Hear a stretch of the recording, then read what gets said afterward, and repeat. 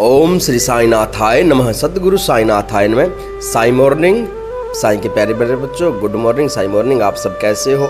आशा करते हैं साईनाथ की कृपा से सब अच्छा होगा, स्वस्थ होगा और बाबा की कृपा से नाम सुमिरन, नाम जाप आप कर रहे होंगे।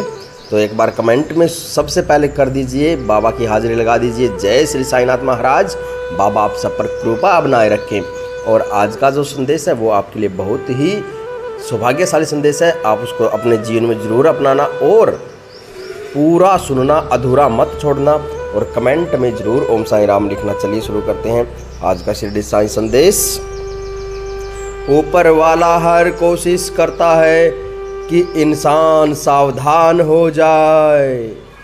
वो इंसान को मौका देना चाहता है, लेकिन अपने आप को बुद्धिमान समझने वाला इंसान मालिक की इस कोशिश को समझता ही नहीं। फिर भी मालिक इंसान को सतर्क करने के लिए नए नए तरीके अपनाता है। कभी कभी कोई बच्चा ऐसी बात बोल जाता है कि बड़ों को सत्य का साक्षात्कार करा देता है, और कभी कभी कोई बावला अनजाने में इंसान की उंगली पकड़कर उसे सही रास्ता पर लाने की कोशिश करता है। हमें इस बात से सबक लेना चाहिए और अपने आप में बदलाव लाना चाहिए। उसे पूर्ण दोष, अपनी कमियों को दूर करने की कोशिश करनी चाहिए। जो ऐसा करते हैं वो भाग्यशाली होते हैं, क्योंकि वो मालिक की कृपा के भागीदार बन जाते हैं। लेकिन जो अहंकारी होते हैं, जो झुकना नहीं जानते, वो अपनी खामियों को, अपनी कमियों को दूर करने की कोशिश नहीं करते। उन्हें अपना अहंकार किसी पर अहंकार की तरह लगता है। उन्हें यकीन होता है कि उनमें कोई खामी, कोई कमी नहीं है, और इससे लोग सच्चाई से दूर चले जाते हैं।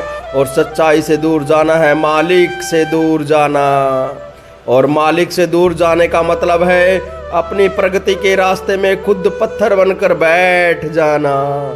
सबका मालिक एक। जो मालिक को नहीं भूलता तो उसे मालिक भी कभी नहीं भूलता। जो भगवान की भक्ति करते रहते हैं, खुद को भगवान को पूर्ण समर्पित करते हैं, जो कभी भी किसी भी हालात में भगवान को दोष नहीं देते, मालिक उन्हें शक्ति देता है कि वो अपने कर्मों के भोग बिना कष्ट के भोग ले। और इस बंधन को स्वीकार करते हुए मालिक की कृपा और आशीर्वाद से ही ऐसे वक्त ना दुख में विचलित होते हैं, ना सुख में उत्तेजित होते हैं। सबका मालिक ओम साई राम। मेरे बच्चे, जिंदगी में सारे दुखों की जड़ है चाहत, इच्छा, द्वेष। उन्हें लगता है कि वो भी मिल जाए, उसे पालूं, उसे हासिल कर लूं, वो भी मिल जाए। इंसान सोचता रहता है ये मिल जाए, वो मिल जाए, उनके पास सब कुछ हो, ये करूँगा, वो करूँगा, इतना बड़ा आदमी बन जाऊंगा। और जब ये ख्वाहिशें पूरी नहीं होती तो इंसान निराश हो जाता है। कभी कभी इतनी कोशिश करने पर भी हासिल ना हो तो वो ज़बरदस्ती हासिल करने की कोशिश करता है और 10 जनों को धोखा देता है, मालिक से गद्दारी करता है।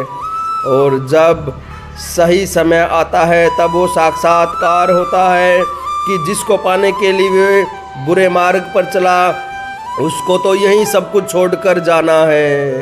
पैसा सब कुछ साथ नहीं जाता, साथ जाते हैं तो उसके अच्छे कर्म, अच्छे पुण्य कर्म और लोगों की दुआएं और बुद्ध दुआएं भी, कुकर्म भी और पाप भी।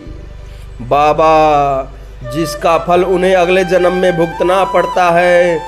लेकिन इंसान विश्वासघात क्यों करता है, क्यों धोखेबाजी करता है? भगवान श्री कृष्ण ने कहा है कि वो इंसान क्यों भूल जाता है।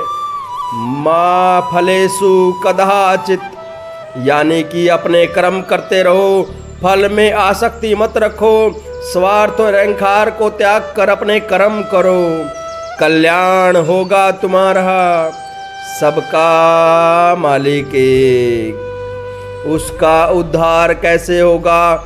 जो दूसरों का उत्थान नहीं करता, जो दूसरों का मार्गदर्शन नहीं कर सकता, उसको मार्ग कैसे मिल सकता है? कैसे? गुरु का कर्तव्य है अपने शिष्यों का उद्धार करना। एक राजा का कर्तव्य है अपनी प्रजा का उद्धार करना। समाज सेवकों और समाज सुधारकों का भी कर्तव्य है समाज का उद्धार करना। ऐसे ही अपने संतान का उद्धार करना माता पिता का प्रथम कर्तव्य है। सारी दुनिया खिलाफ क्यों ना हो, माता पिता को अपने संतान बीच मझधार में नहीं छोड़नी चाहिए। उसे सहारे की जरूरत हो तो संतान को सहारा देना चाहिए। संतान के लिए उसके माता पिता ही मालिक हैं। फिर माता पिता अपनी संतान से क्यों मुख मोड़ लेते हैं? क्यों उनके आंसू नहीं पोंछ सकते?